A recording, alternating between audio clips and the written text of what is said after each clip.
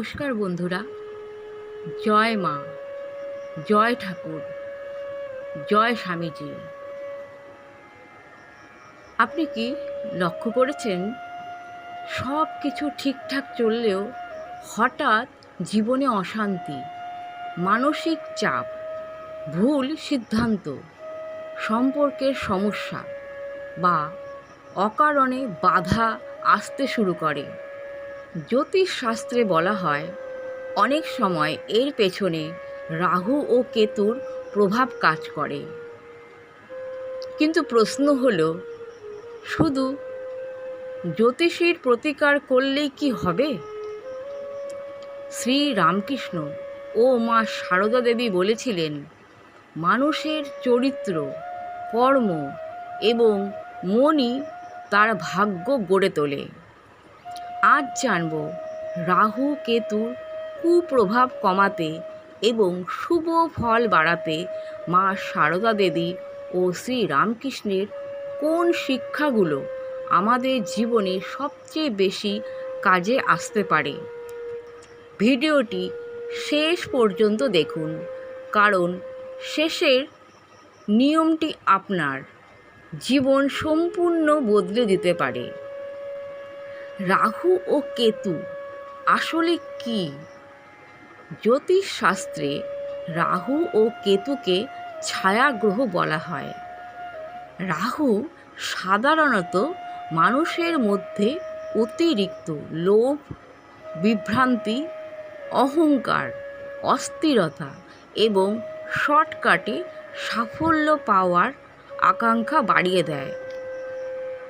অন্যদিকে কেতু অনেক সময় একাকিত্ব, হতাশা, বিচ্ছিন্নতা এবং মানসিক শূন্যতার অনুভূতি সৃষ্টি করতে পারে। তবে একটা বিষয় মনে রাখতে হবে, রাহু কেতু শুধুই খারাপ নয়, এরা আমাদের জীবনের পরীক্ষক। যেখানে আমরা ভুল করছি সেখানেই আঘাত করে এবং আমাদের শিক্ষা দেয়। আর সেই কারণেই শ্রী রামকৃষ্ণের শিক্ষা আজও এক প্রাসঙ্গিক।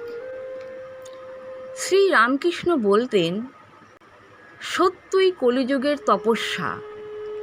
রাহুর সবচেয়ে বড় শক্তি হল মিথ্যা, প্রতারণা এবং ভ্রম। যখন মানুষ মিথ্যার আশ্রয় নেয়, তখন রাহুর নেতিবাচক শক্তি আরও সক্রিয় হয়ে ওঠে। তাই ছোট বড় যে কোনো ক্ষেত্রে সত্যকে গ্রহণ করার অভ্যাস করুন। সত্য কখনো কখনো কষ্ট দেয়, কিন্তু শেষ পর্যন্ত সম্মান, শান্তি এবং শুভ ফল এনে দেয়। মা সারদা দেবী বলেছিলেন, যদি শান্তি চাও, কারো দোষ দেখো না, নিজের দোষ দেখো। আমরা অনেক সময় নিজের ভুল না দেখে অন্যের সমালোচনায় ব্যস্ত থাকি। এর ফলে মন নেতিবাচক হয়ে যায়। জ্যোতিষ মতে নেতিবাচক চিন্তা বা অহংকার রাহুর প্রভাবকে আরও বাড়িয়ে তোলে। অন্যের দোষ খোঁজা কমিয়ে নিজের উন্নতিতে মন দিন। দেখবেন মন হালকা হচ্ছে, সম্পর্ক ভালো হচ্ছে এবং জীবনে নতুন সুযোগ আসছে। শ্রী রামকৃষ্ণদেব বলতেন, যেখানে অহংকার সেখানে ঈশ্বর নেই। রাহুর অন্যতম লক্ষণ হল অহংকার। যখন মানুষ ভাবতে শুরু করে, আমি সব জানি, আমি সেরা, তখন ভুল সিদ্ধান্ত বাড়তে থাকে। নম্রতা মানুষকে রক্ষা করে। মনে রাখবেন, গাছ যত ফলবান হয় ততই নত হয়। জীবনটাও ঠিক তেমন। মা সারদা দেবী বারবার নাম স্মরণের কথা বলেছেন। প্রতিদিন কয়েক মিনিট হলেও ঈশ্বরের নাম জপ করুন। শ্রীকৃষ্ণ, মা কালী, রামকৃষ্ণ বা নিজের ইষ্ট দেবতার নাম স্মরণ করুন।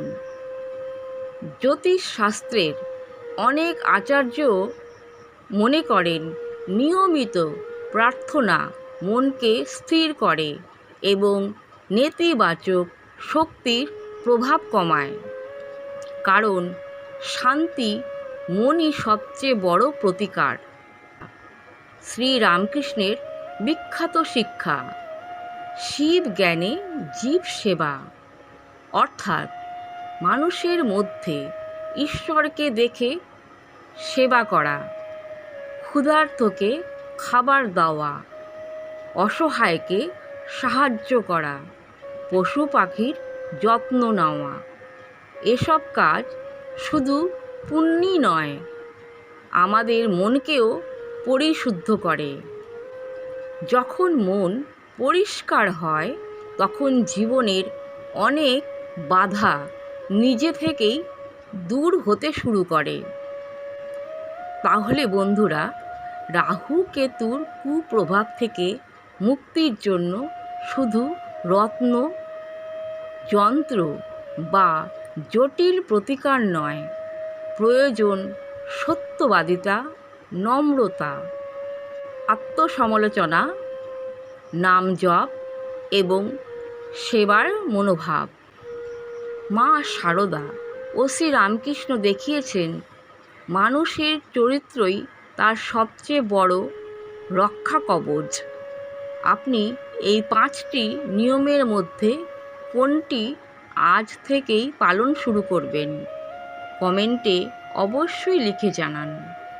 ভিডিওটি ভালো লাগলে লাইক করুন, শেয়ার করুন এবং চ্যানেলটি সাবস্ক্রাইব করে আমাদের সঙ্গে থাকুন।